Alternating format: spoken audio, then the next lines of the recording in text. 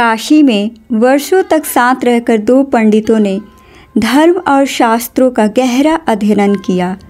उनके नाम विश्वनाथ और श्रीनाथ थे। वे दोनों ही बहुत ज्ञानी थे, लेकिन उनके विचारों में एक दूसरे के प्रति बहुत ही बुरे भाव थे। विश्वनाथ श्रीनाथ को कम ज्ञानी समझता था, जबकि श्रीनाथ विश्वनाथ को अहंकारी मानता था। उनकी शिक्षा पूरी होने के बाद वे अपने अपने गांव की ओर चल पड़े थे। अब उस समय यातायात के साधन नहीं थे, इसीलिए लोगों को एक स्थान से दूसरे स्थान तक जाने में कई कई दिन लग जाते थे। एक दिन दोनों पंडित एक नगर के सबसे धनी व्यक्ति के यहाँ ठहरे। उसका नाम हरिश्चंद्र था, जो बहुत ही धर्मात्मा और ज्ञानी था।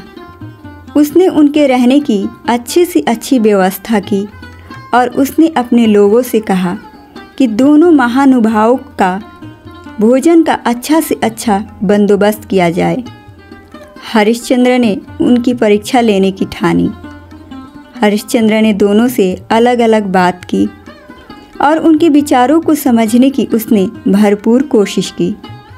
उसने दोनों से एक दूसरे के बारे में पूछा, जिससे उसने महसूस किया कि दोनों पंडितों में घमंड और एक दूसरे के प्रति बहुत ही बुरे भाव हैं। हरिश्चंद्र ने सोचा कि इन दोनों को अच्छे से अच्छा सबक सिखाना चाहिए, इसीलिए उसने एक अच्छी सी योजना बनाई। भोजन का समय हो गया था।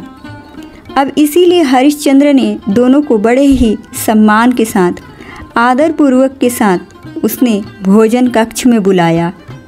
लेकिन जब उन्हें अपनी थाली परोसी गई तो दोनों बहुत ही आश्चर्यचकित हुए। उन्होंने अपनी थाली में चारा और भूसा देखा। चारा और भूसा देखते ही वे दोनों आग बबूला हो गए। उन्होंने कहा, क्या हम जानवर हैं जो यह चारा और भूसा खाएंगे? तुम हमारा अपमान कर रहे हो। हरिश्चंद्र ने बड़े ही शांति से जवाब दिया, मैंने आपके बारे में पूछा था तो आपने एक दूसरे को बैल और गधा बताया था, इसीलिए मैंने उसी हिसाब से चारा और भूसा परोस दिया। दोनों पंडितों की अब आंखें खुल गई और उन्हें अपनी गलती का एहसास हुआ। उन्होंने हरिश्चंद्र से क्षमा मांगी और एक दूसरे के प्रति बुरे भाव रखने के लिए खेद जताया। हरिश्चंद्र ने उन्हें समझाया कि ज्ञान और घमंड के बीच बड़ा अंतर होता है। उसने कहा, ज्ञान से हमें समझदारी मिलती है, लेकिन घमंड से हमें नाश होता है। हमें हमेशा एक दूसरे का सम्मान करना चाहिए और अपने विचारों को सकारात्मक रखना चाहिए। दोनों पंडितों ने हरिश्चंद्र की बातों को माना और अपने जीवन में परिवर्तन लाए। वे दोनों फिर से अच्छे मित्र बन गए। दोनों पंडितों की आंखें खुल गई और उन्हें अपनी गलती का एहसास हुआ। उन्होंने धनी व्यक्ति से क्षमा मांगी और एक दूसरे के प्रति बुरे भाव रखने के लिए खेद जताया।